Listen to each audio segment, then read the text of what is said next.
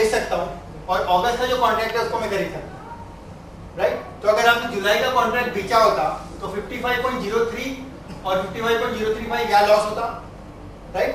और आपने अगर अगस्त का कॉन्ट्रैक्ट खरीदा होता तो 55.32 ऊपर नीचे 55.31 से ये बढ़ के हो गया 55.35। तो आपने अगस्त के कॉन्ट्रैक्ट में पैसे बनाए होते, राइट। और आपका जुलाई का कॉन्ट्रैक्ट है वो ऑलमोस्ट फ्लैट रहता in the next 5 minutes, right. Total अगर आप इसी चीज को 100 कॉन्ट्रैक्ट्स में भी करते हो तो 2000 रुपया बचते हैं। अगर आप खर्चा निकाल देते हो करीब 500-550 रुपया, तब भी करीब 1500 रुपये बने। और इस तरह की अपॉर्चुनिटी हर जो है यहाँ आई कहीं, फिर एक यहाँ आई, हर जो है कम से कम आपको 10 मिनट 15 मिनट 10 मिनट 15 मिनट पे एक अपॉर्चुनिटी मिलती रहती। या नेक्स्ट 5 मिनट जुलाई आपने बेचा है तो बढ़ गया है नहीं, यहाँ पे क्या हुआ? अच्छा, तो अनवाइंडिंग आप कहाँ करोगे? That is the question, right. आपने 2.21 पे खरीद लिया, अब यहाँ पे आपको जो दिख रही है एक्चुअली जो Z स्कोर है -0.96 हो गया, बट आप तब तक एक्चुअली वेट नहीं करते हो। अगर आपका Z स्कोर वापस से 0 आ जाता है, इसका ये मतलब है कि आपका रेशियो फिर से एवरेज पे आ चुका है, राइट। तो जैसे ही आपका रेशियो एवरेज पे आए, आप अपनी ट्रेड को अनवाइंड करें,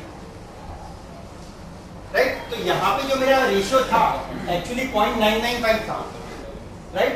अब जैसे ये रेशियो गिरा, पिछले 20 पॉइंट का एवरेज रहा होगा करीब 0.9950 रहा होगा, तो जैसे ही वो उस पॉइंट पे पहुंचा, ठीक है, मैं उसको अनवाइंड कर देता। यहाँ पे मैंने खाली नेक्स्ट पॉइंट लिया है, यहाँ का रेशियो एक्चुअली थोड़ा सा और ज्यादा कम है 0.994 का, तो इसीलिए बेसिकली जो है मतलब अगर अनवाइंड कर रहे हैं तो आपको यहाँ पर 3 रुपए का नुकसान हुआ ना। हाँ, करेक्ट। यहाँ पे आपको नुकसान हुआ है, यहाँ पे आपको 3 पैसे का नुकसान हुआ है, लेकिन यहाँ पे आपको ज्यादा नहीं है ना। यहाँ पे आप 55.31 से 55.35 पहुंचो, यहाँ आपको 4 पैसे मिल गए और यहाँ पे आपको खाली 0.03 पैसे का नुकसान हुआ, राइट। स्प्रेड स्ट्रेटेजी में हो सकता है आपका एक लेग में नुकसान हो, बट जिस लेग में प्रॉफिट हो रहा है उसमें बड़ा प्रॉफिट हो, राइट।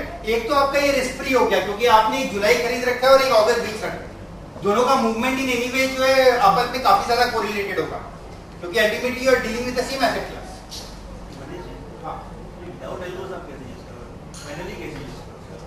मैन्युअली आप, गुड क्वेश्चन, मैन्युअली आप क्या करोगे? देखिए 5 मिनट पे करना बहुत मुश्किल है, राइट। और मैं ये चीज की आपको सलाह भी नहीं दूंगा। आप क्या कीजिए, हर 1 घंटे में तो आप लिख सकते हो रेशियो को, इतना तो आप मार्केट में बैठते ही हो 9 बजे से 5 बजे तक की 1 घंटे पे तो आप नोट कर ही सकते हो, राइट। 1 घंटे का भी अगर आप नोट कर रहे हो कि भाई मेरा रेशियो ये चल रहा है, ये चल रहा है, ये चल रहा है, और आप करेंट रेशियो को भी आप नोट कर सकते हो। अगर आप करेंट रेशियो भी ले सकते हो और आपके पास में 1 घंटे का पिछले का एवरेज भी है अपॉन स्टैंडर्ड डिविएशन, तो भी आपको करंट Z स्कोर पता रहता है, उसको खाली आपको हर 1 घंटे में चेंज करना है। जैसे कोई साइड नहीं है क्या जो इसमें वेरिएशन अगर बताता रहे? क्या चीज? कोई साइड वाइड नहीं है इसका, जो जैसे करेंसी हम कन्वर्ट ट्रेड करते हैं, हाँ। जैसे नेट पोजीशन या फिर परसेंटेज आती रहती है, क्लोजिंग या फिर टाइम आती है, ऐसा कुछ आता है इसका? ऐसे कोई कॉलम नहीं आ रहा है। अगर इस तरह की कोई साइड होगी तो आप पैसा नहीं बना पाओगे क्योंकि और 500 लोग उसी चीज को देख रहे होंगे। I'm from Reuters. ये जो डेटा है आप लोग एक्सेल में रॉयटर्स में देख सकते हैं। It's not a free site but you can create 5 minute का 3 मिनट का एक्सेट्रा। आप ये डेटा जो NSE का है इसमें आप इसी फॉर्मेट में लाइव देख सकते हैं when the market is on. So I got a terminal outside, I can show you, I try and create the same thing. Live data रहेगा, if you want it can do every 1 minute also. So that is what आप use कर सकते हैं और उसके basis पे आप screen पे मैनुअल ट्रेड्स कर सकते हैं। Live data every tick. So in theory you can get every tick on the exchange, but every tick से आप मतलब कर नहीं पाएंगे। Even if you do 1 minute you will yet stand these opportunities. You can build your formula to pop up something which is in excess of 2 and then it triggers. So you can very well use this in a live Excel sheet with live NSE data. And the site is paid one or? Yeah. It's all paid, yeah. The terminal. What's that amount for? Sorry? What is the amount? The terminal is roughly about $1,800 a month. $1,800. Yeah. But I mean, you can see what it means, how much is the opportunity for them. This is one strategy. I'm sure we'll have more strategies where you need that. So thanks, हमारे यहाँ data vendor भी already मौजूद है, तो you can ask him all the question regarding data, right? Regarding strategy you can ask me the question. तो जैसे for example आपका question था कि भाई अगर ये चीज कंप्यूटर के थ्रू नहीं करना है, मैन्युअली करना है, राइट? और आप मान लीजिए थोड़े से लो फ्रीक्वेंसी ट्रेडर हो, आपको हर 5 मिनट में बैठ के नहीं देखना है क्या जा रहा है रेशियो, मेरे को नहीं तो आप 1-1 घंटे का बना लीजिए, 2-2 घंटे का बना लीजिए। अगर आप 1-1 घंटे का भी बनाते हो तो मान लीजिए मैं 9 बजे, फिर 10 बजे, 11 बजे, 12 बजे, 1 बजे, 2 बजे, और यहाँ पे आप सारा रेशियो नोट करते जा रहे हैं, राइट। 9 बजे का आपको रेशियो पता है, मान लीजिए 0.95, नेक्स्ट का मान लीजिए आपको पता है 0.93 है, राइट। तो इस तरह से आपने रेशियोज बना लिए, और आपको करंट जो रेशियो है वो तो आपको किसी भी तरीके से एक्सेल में लाना ही पड़ेगा। करंट प्राइस ही अगर नहीं होगा तो वो तो अपन निकाल ही नहीं सकते। आपको अगर करंट प्राइस पता है और आपको पिछले 1 घंटे के 20 पॉइंट या 30 पॉइंट का रेशियो पता है, तो उसका आप एवरेज और स्टैंडर्ड डिविएशन कैलकुलेट करते हैं, राइट। और उसके थ्रू जो है आप अपने स्प्रेड ट्रेडिंग की अपॉर्चुनिटी निकालते हैं, ठीक है। अभी हम इस हिस्टोरिकल डाटा का वेट कर रहे हैं। हाँ अभी मैं 27 तारीख को बैठा हूँ अभी। हाँ 27 तारीख को मैंने हिस्टोरिकल डाटा ले ली। I am working on Monday 30th को 9 बजे से 10 मिनट मैं कह रहा हूँ वो स्ट्रेटजी तो इससे नहीं आएगी। नहीं, आप कर सकते हो, क्योंकि देखिए अल्टीमेटली जो ट्रेड का बिहेवियर है, जैसे ही मार्केट आपका खत्म हुआ, राइट, मार्केट आपका 5 बजे खत्म हो जाता है, अगले दिन वापस से मार्केट कंटिन्यूअसली खुलता है। हो सकता है गैप अप गैप डाउन में खुले, लेकिन मार्केट खुलेगा जरूर। तो आप पिछले दिन का भी जो है, ठीक है, आप डेटा ले सकते हो, जितना आपका रेशियो बना है वहां तक का। अभी आप बात कर रहे हैं व्हाट वी हैड डन, मैंने क्या करा होता, व्हाट वी शुड डू, वो बात नहीं कर रहे। हाँ, मतलब यहाँ से ये तो मैं पीछे बात करें हिस्टोरिकल, इस टाइम पे मेरे पास अपॉर्चुनिटी थी, बिल्कुल, बट स्ट्रेटजी इसके लिए बनती है कि आगे मैं क्या करूंगा। बिल्कुल बिल्कुल। तो उस पॉइंट पे क्या करें, उस पॉइंट पे आप क्या करोगे कि जैसे अगर मान लीजिए मेरे पास लाइव प्राइस आ रहा है, मान लीजिए मेरे पास यहाँ पे जुलाई का प्राइस आ रहा है, राइट, मेरे पास यहाँ जुलाई का प्राइस आ रहा है एक्सेल पे किसी भी तरीके से, आप खुद फीड कर रहे हो या कुछ भी कर रहे हो। मान लीजिए वो प्राइस मेरा था 55.45, ठीक है, और अगस्त का भी मेरे पास प्राइस आ रहा है,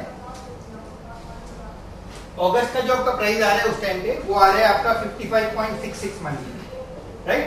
अब ये दोनों प्राइसेस आपके पास में लाइव मौजूद है मार्केट में, राइट। अगर आपके पास ये दोनों लाइव प्राइसेस मार्केट में मौजूद है तो आप इन दोनों का लाइव रेशियो भी निकाल सकते हो, राइट। आपको लाइव रेशियो भी पता है, अब आपको हिस्टोरिकल डेटा भी पता है जो आप रिकॉर्ड कर रहे हो, राइट। तो आप Z स्कोर निकाल सकते हो। अभी क्या Z स्कोर चल रहा है मेरा, आप करंट रेशियो लोगे माइनस आप एवरेज लोगे वापस से, जितने भी आपने पिछली रिकॉर्डिंग्स की है उन तक की, right, divided by standard deviation, वापस इन सारे वैल्यूज, राइट।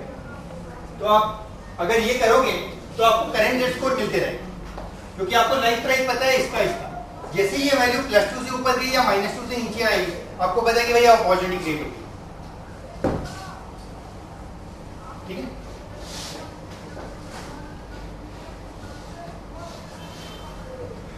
ये एक एग्जांपल था using standard deviation in volatility for spread arbitrage, right. इसी तरीके की चीजों को आप और काफी जगहों पे यूज कर सकते हैं। फॉर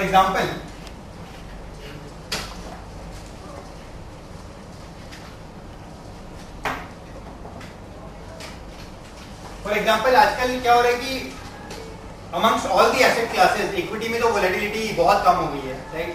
करेंसी में amongst all the asset classes, अभी आप गोल्ड सिल्वर में भी देखोगे तो वोलेटिलिटी बिल्कुल नहीं है। अगर कहीं पे वोलेटिलिटी रियली है तो करेंसी में, सॉरी, बहुत ज्यादा वोलेटिलिटी है, राइट। तो यूजुअली लोग क्या करते हैं कि अगर बहुत ज्यादा किसी एसेट क्लास में वोलेटिलिटी होती है, रैंडमली 52 से 56 मूव कर रहे हैं, 56 से वापस नीचे आ रहे हैं, तो लोग एक बहुत ही एफिशिएंट मोमेंटम या ट्रेंड फॉलोइंग टाइप स्ट्रेटजी उसको बनाते हैं, राइट। अब मैं मोमेंटम या ट्रेंड फॉलोइंग स्ट्रेटजीज के डिटेल में नहीं जाऊंगा, बिकॉज़ आई एम श्योर आप लोग सबको मूविंग एवरेज, क्रॉसओवर या ब्रेकआउट वो सब के बारे में पता होगा, separate issue technical analysis. But मैं खाली इतना कवर करूंगा कि आप स्टैंडर्ड डिविएशन की टेक्निक्स को यूज करके किस तरीके से अपनी जो ऑलरेडी एग्जिस्टिंग स्ट्रेटेजी है, अगर आप कुछ मोमेंटम पे कर रहे हो या कोई ब्रेकआउट पे कर रहे हो, उसको आप इंप्रूव कर सकते हैं, राइट। क्या होता है कि अगर मान लीजिए आज अगर आप यूएसडी आईएनआर का चार्ट देखोगे ओवर द लास्ट 3-4 इयर्स, तो it was on a very tight range 51 और 47 के बीच में, बट जब ये रेंज ब्रेकआउट हुआ तो अचानक से आपने देखा कि भाई मार्केट ने काफी स्ट्रॉन्ग टर्न लिया, it is even gone up to 55, 56, 57 levels, right. अब यूजुअली लोग क्या करते हैं कि इस तरह की जो स्ट्रेटजीज होती हैं जहां पे आप ट्रेंड फॉलोइंग यूज करते हो या ब्रेकआउट यूज करते हो, लोग क्या करते हैं कि मूविंग एवरेजेस यूज करते हैं, राइट। मूविंग एवरेज अगर आपका क्रॉसओवर हो रहा है या आपका अगर मान लीजिए कोई 20 डे का या 30 डे का हाई को ब्रेकआउट कर रहे हैं, तो इसका मतलब है it should make a new high, right? It's time for me कि अब मैं एंटर करूं इस particular trade, right, on the by side या ऑन द सेल साइड। तो यूजुअली अगर मान लीजिए मैं ले रहा हूं कि भाई ये मेरा 20 डे का हाई था पहले यूएसडी INR का, अब इस हाई को इसने ब्रेक कर दिया, सपोज मैं 20 डे का हाई देख रहा हूं, राइट, और उस हाई को यूएसडी INR ने ब्रेक कर दिया, तो अब मेरे पास अपॉर्चुनिटी है कि मैं इस पर्टिकुलर चीज में लॉन्ग हो जाऊं, राइट? बहुत सारे ट्रेडिशनल ट्रेंड फॉलोइंग स्ट्रेटजीज या मोमेंटम स्ट्रेटजीज में लोग क्या करते हैं कि भाई लॉन्ग तो हो गए और उसके बाद में स्टॉप लॉस लगा दिया, 2% का स्टॉप लॉस, 1% का स्टॉप लॉस, भाई स्टॉप लॉस ट्रिगर हो गया तो आउट हो जाएंगे, नहीं हुआ तो चलते रहेगा अपने फेवर में।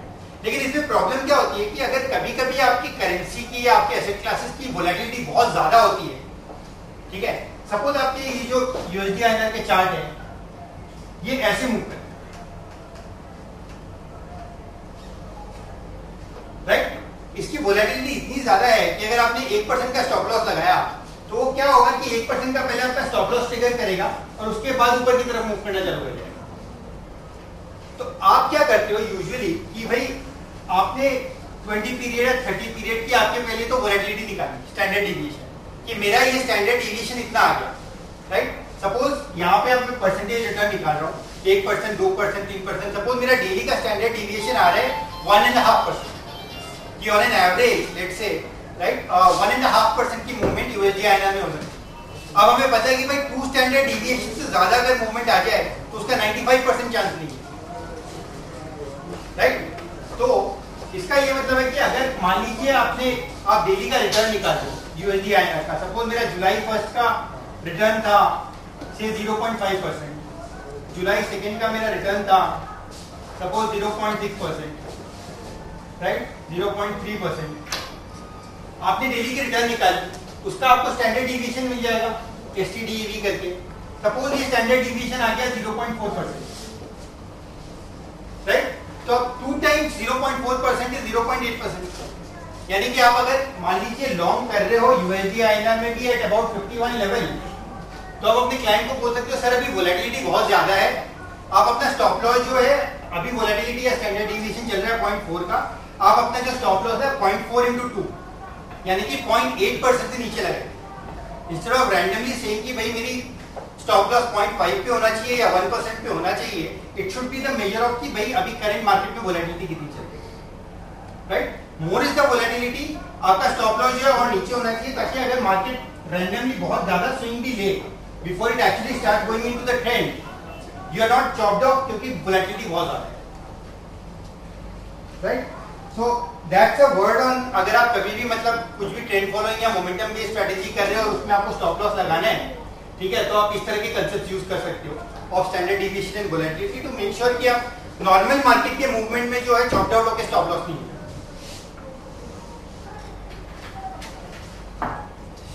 करेंसी फ्यूचर में बेसिकली यही 2 मेन इंपॉर्टेंट चीजें थी जो बताना था।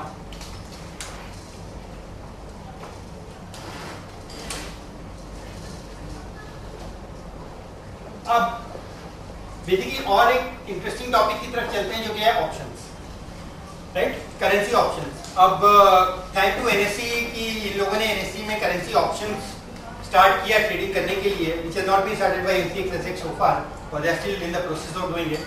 और जितनी तरह की स्ट्रेटजीज या जितनी तरह की डाइवर्सिफिकेशन हम लोग ऑप्शंस में ला सकते हैं, फ्यूचर्स में थोड़ी लिमिटेशन होती है, वही चीज, राइट? रूम में सब लोग ऑप्शंस के साथ फेमिलियर है, या मैं एक छोटा सा बैकग्राउंड दूं ऑप्शंस का टू मेक थिंग्स क्लियर है? बैकग्राउंड दूं? Okay, let me give you a very simple theory. उस थियरी के थ्रू अगर आप ऑप्शंस को समझोगे तो आप शायद थोड़ा बेटर समझ पाओगे। सपोज अभी इंडिया श्रीलंका का क्रिकेट मैच चल रहा है, राइट? सपोज इंडिया श्रीलंका का क्रिकेट मैच चालू होता है और आप आपने अपने घर में 4 दोस्तों को इनवाइट किया कि भाई चलो आओ हमारे साथ में इंडिया श्रीलंका का क्रिकेट मैच देखो, राइट? मैच चालू होने वाला है, इंडिया ने टॉस जीत लिया, चलो पहले बैटिंग करने की बारी आ गई। अब क्या हो रहा है कि आपके चारों दोस्त लोग बोलते हैं यार आज तो इंडिया फोड़ देगा, आज तो सहवाग फॉर्म में है, गंभीर, कोहली सब दिल्ली आइट हैं, सब फोड़ देंगे सब तो, राइट? आप लोग दिल्ली में हो तो ज्यादा ऑप्टिमिस्टिक भी रहोगे उसको लेके। तो आपके सब दोस्त लोग बोलते हैं कि भाई इंडिया 300 प्लस पक्का 350 के ऊपर। सडनली आपका एक बहुत ही पेसिमिस्टिक दोस्त है, वो एंटर करता है, बोलता है यार पता है इंडिया 200 से ज्यादा नहीं बनाता। तो आपका एक दूसरा दोस्त बोलता है हो ही नहीं सकता 200 से ज्यादा, तो बनना ही बनना है, तो कुछ भी करिए। इन लोग दोनों बोलते हैं कि भाई चलो आप बेट करते हैं। सडनली आपका दो फ्रेंड, आपका फ्रेंड ए और आपका फ्रेंड बी बेटिंग में घुस जाते हैं, जिसमें आपका फ्रेंड ए बोलता है कि यार ठीक है, अगर इंडिया, मैं तेरे को 50 रुपए आप ही देता हूं, तो 50 रुपए रख, ठीक है।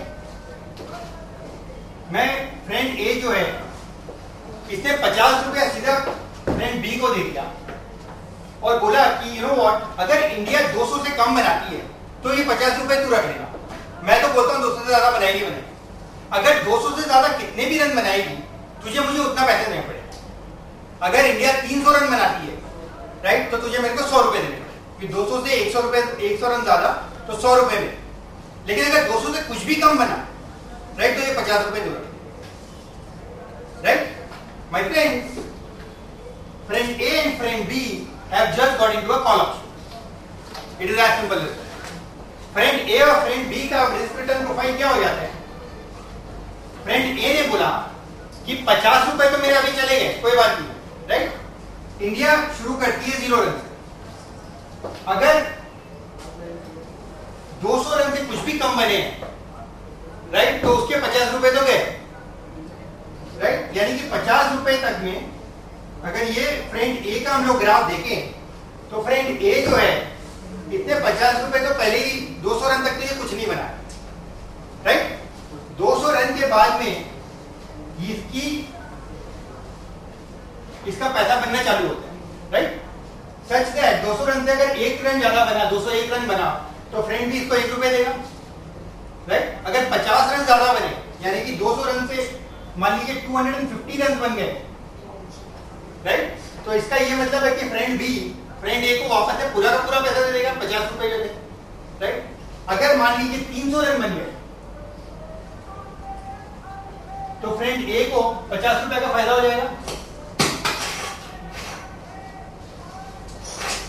राइट। और वहीं अगर 400 रन बन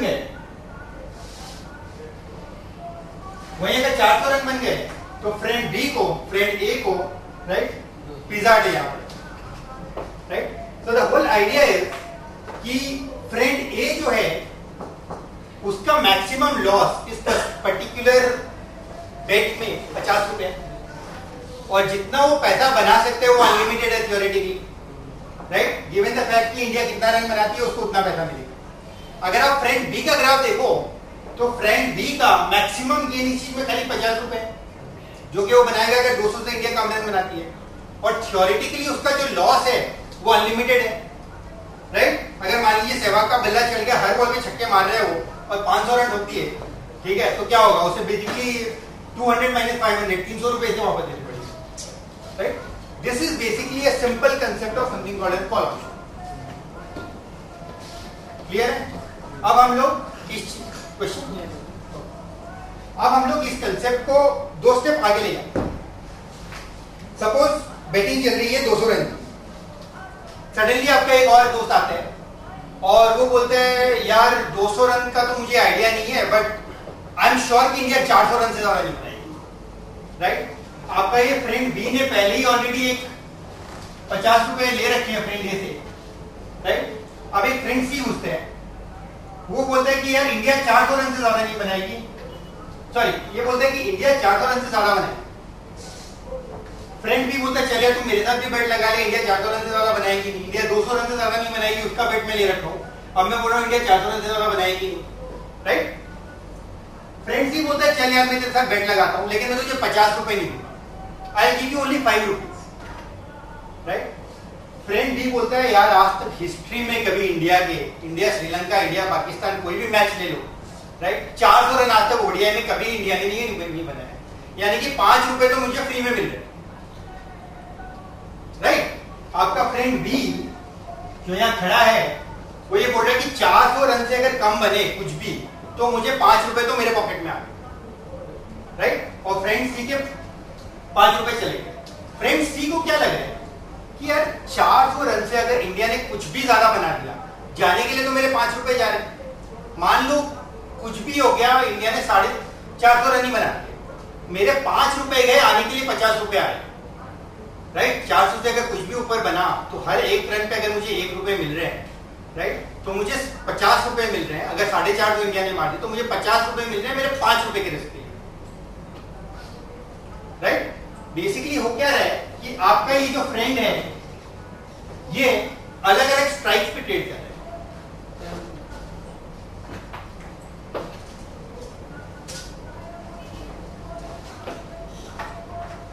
अगर ये आपका रन का स्कोर है 200 का और ये आपका रन का स्कोर है 400 का, तो ये फ्रेंड बी ने अभी मेरे से 50 रुपए लिए थे, राइट, और 200 रन, राइट, और 400 रन के लिए उसने अभी अभी फ्रेंड लिए थे 10 रुपए लिए, right.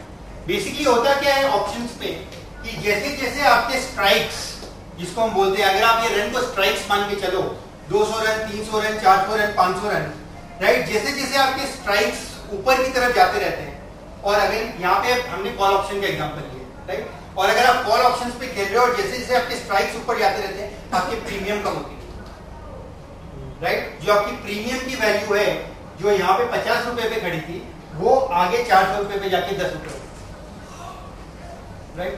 Simple example of you know how premium changes. क्योंकि 400 रन बनाने की जो प्रोबेबिलिटी है वो कम है, क्योंकि 400 रन बनाने की प्रोबेबिलिटी कम है तो इसलिए इसकी प्रीमियम भी कम है। 200 रन बनाने की प्रोबेबिलिटी ज्यादा है इसलिए इसकी प्रीमियम भी ज्यादा है। क्लियर। अब इस कंसेप्ट को हम लोग यूज करेंगे कॉल ऑप्शन से।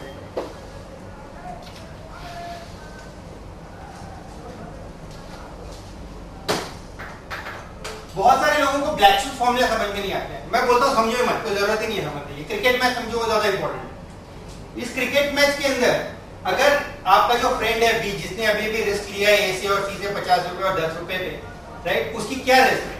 उसकी 3 तरीके के रिस्क है। एक तो ये कि जैसे जैसे जैसे जैसे क्रिकेट का मैच आगे जा रहा है वैसे वैसे करंट रन कितना बने, राइट, 50 रन बने हैं, 75 रन बने हैं, 100 रन बने हैं, 150 रन बने, कितने रन बने, राइट। तो जितने रन उसके बने हैं that is a risk for it. दूसरे कि भाई कितना ओवर बाकी है। सपोज इंडिया 150 रन पे है और 49 ओवर्स खत्म हो गए। अब तो पता है कि एक ओवर के अंदर 50 रन तो नहीं बन सकते, यानी कि उसके पैसे तो पक्के पक्के, राइट। बट अगर 10 ओवर में सहवाग ने 100 रन मार दिए तो उसके बाद उसको पता है यार 40 ओवर है और 100 रन बनाने दो तो ऐसे बन जाए, राइट। दूसरा रिस्क जो है उसका वो है ओवर्स का। तीसरा है उसका कि कितने सारे स्ट्रॉन्ग बैट्समैन खड़े हुए हैं, राइट। हो सकता है सहवाग आउट हो गया हो बट गंभीर है, कोहली है, धोनी है, ये है वो है, इतने सारे स्ट्रॉन्ग बैट्समैन है। अगर आपके पहले के 5 बैट्समैन आउट हो गए तो आपको पता है कि भाई अगर 150 रन भी बन गए और 30 ओवर भी बाकी है तब भी चांसेस है कि विकेट सारे गिर जाए, राइट। ये जो 3 चीजें हैं ये कुछ नहीं है ब्लैक-शूज फॉर्मूला की 3 कंपोनेंट जो कि आप कॉल ऑप्शन में यूज करते हो। आप कॉल ऑप्शन या पुट ऑप्शन जब यूज करते हो तो उसमें जो आपका रन है, right, that is similar to what is the underlying price of the option. For example अगर आप कॉल ऑप्शंस कर रहे हो, राइट, और आपका जो करंट प्राइस चल रहा है वो फ्यूचर्स में जो आपका प्राइस चल रहा है वो 55 रुपीज चल रहा है, 55.25 चल रहा है, 55.5, 50, 56 कुछ भी चल रहा है, जो आपका जो फ्यूचर्स का जो प्राइस है that is equivalent to at present कितना रन बन चुका है, right. So that is your underlying price.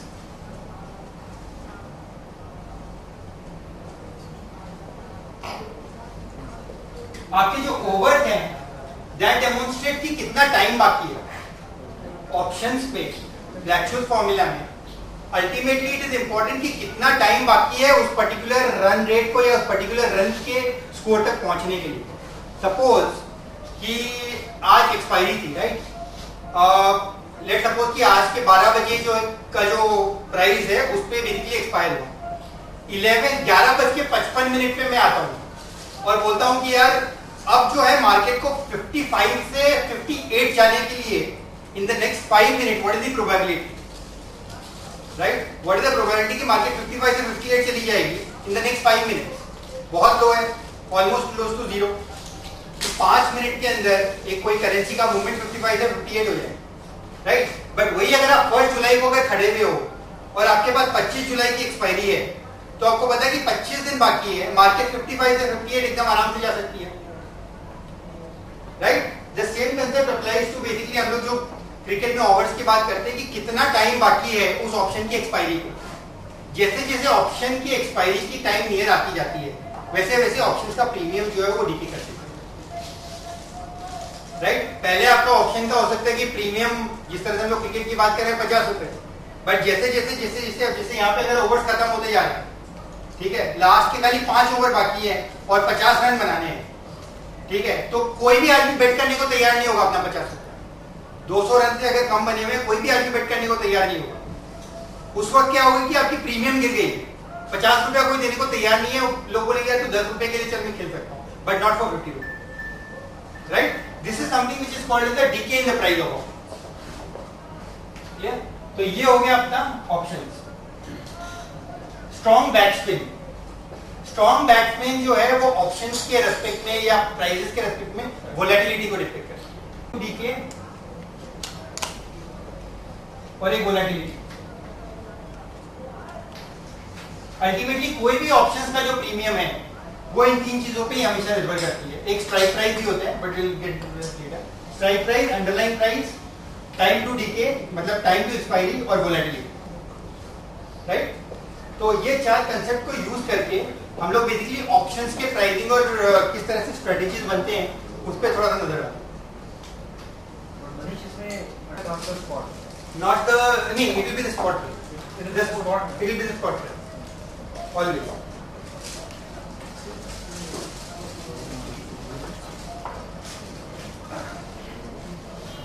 तो पहले तो सिंपल स्ट्रेटजीज जो शायद आप लोगों को ऑलरेडी पता हो, but still just to reinforce the thing मैं कहना चाहूंगा। फॉर एग्जांपल कभी कभी क्या होता है कि इंपोर्टर है, राइट? और इंपोर्टर्स के पास में बहुत सारे इकोनॉमिस्ट लोग होते हैं जिनसे वो व्यूज लेते हैं, जिनसे पता करने की कोशिश करते हैं कि भाई एग्जैक्टली क्या चल रहा है, मार्केट करेंसी का किस रेंज में रहना चाहिए, किस तरीके से होना चाहिए, राइट? सपोज एक इकोनॉमिस्ट आता है और आपके इंपोर्टर को बोलता है कि इस साल के लिए I think market should stay between 50 and 60 rupees, ठीक है, और मार्केट अभी चल रहा है मान लीजिए 55, राइट? तो आपके इकोनॉमिस्ट को व्यू मिलती है कि मार्केट जो है करेंसी का इस साल में 50 से 60 के बीच में रहना चाहिए और अभी उसका चल रहा है 55 रुपीज, राइट? आपका इंपोर्टर बोलता है यार 55 से नीचे चला गया तो कोई दिक्कत नहीं है, राइट? क्योंकि अगर मेरे बेसिकली करेंसी का भाव एप्रिशिएट हो रहा है तो वो चीज मेरे लिए बेटर है। लेकिन अगर ये डिप्रिशिएट करने लग गया, 55 से अगर बहुत ज्यादा चला गया, 60 रुपीज तक चला गया, राइट, तो इसका ये मतलब मेरी रुपी डिप्रिशिएट कर गई। अब मेरे पास जितना रुपी है उसको अगर मैं डॉलर में कन्वर्ट करूंगा तो मुझे कम डॉलर मिलेंगे कुछ भी खरीदने के लिए, राइट?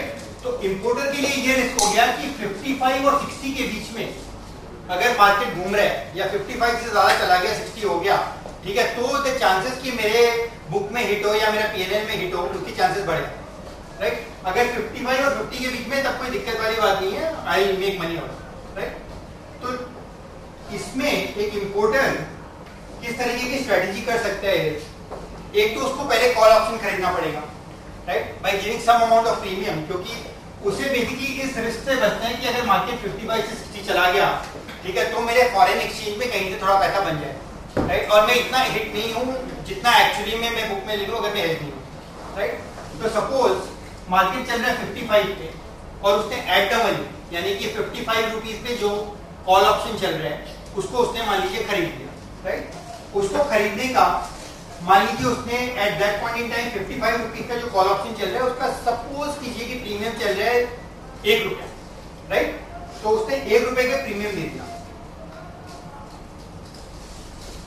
राइट? यानी कि इसने 55 रुपीज पे कॉल ऑप्शन खरीद लिया जिसके लिए उसने 1 रुपए का प्रीमियम दे दिया। इस एज गुड थिंग जो हमारा फ्रेंड ए है, राइट, उसने 200 रुपए पे रन, उसने 200 रन के लिए जो प्रीमियम है 50 रुपए के वो दे दिए, right, to basically buy into this option.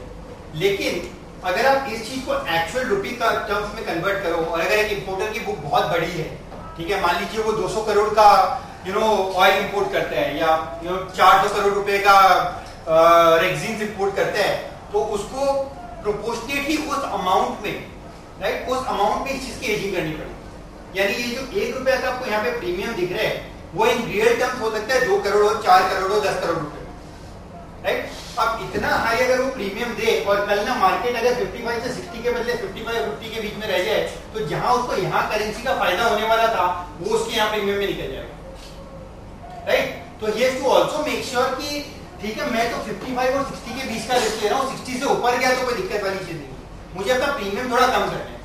तो उसने क्या किया, 55 पे जो कॉल था उसको तो खरीद लिया और 60 पे जो आपका उसको कॉल चल रहा था उसको उसने बेच दिया। 60 पे जो आपका कॉल चल रहा है, आपको पता है उसकी प्रीमियम कम होगी, जैसे हमने क्रिकेट में डिस्कस किया था, 200 रुपए जो था, 200 रन जो था उसकी प्रीमियम 50 रुपए और जो आपका 400 रन था उसकी प्रीमियम खाली 10 रुपए थी, राइट? क्योंकि द चांस कि 55 से मार्केट सडनली 60 चला जाए उसकी चांस कम है as compare to going from 55 to 53, right? तो 60 रुपीज पे जो आपकी जो प्रीमियम होगी कॉल की वो कम होगी। सपोज वो प्रीमियम 20 पैसे, राइट? तो अब बेसिकली हमारे इंपोर्टर ने क्या किया, उसने 1 रुपया का कॉल तो खरीद लिया, राइट? साथ ही साथ उसने जो 60 रुपीज पे जो कॉल चल रहा था उसे बेच दिया। किसने बेचा सर? सॉरी, एक ही लॉट बेचेगा वो 5 लॉट बेचेगा उसके? आप बताइए क्या होना चाहिए? सेम क्वांटिटी बेचेगा, सेम क्वांटिटी बेचेगा, राइट?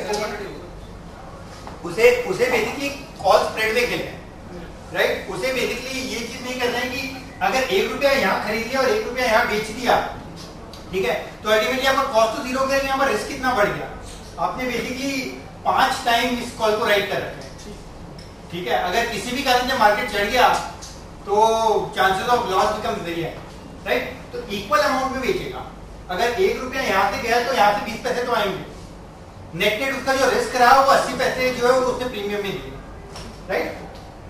तो अब बेसिकली अगर आप पहले इस इंपोर्टर का,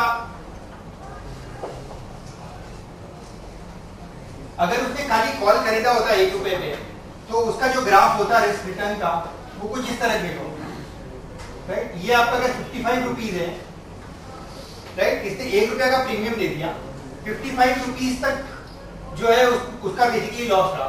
55 से अगर ये चीज मार्केट 56 पे चली गई, मार्केट अगर 56 पे चला गया तो वो इवन आउट हो जाएगा, और 56 से ऊपर अगर कुछ भी बना, राइट, तो उसको कॉल में पैसे बनने वाले, right? At the same time उसने एक दूसरा जो ऑप्शन बेच रखा था उसमें उसे मिले 0.2 रुपीज, राइट, यानी कि 20 पैसे, और उसका जो ग्राफ है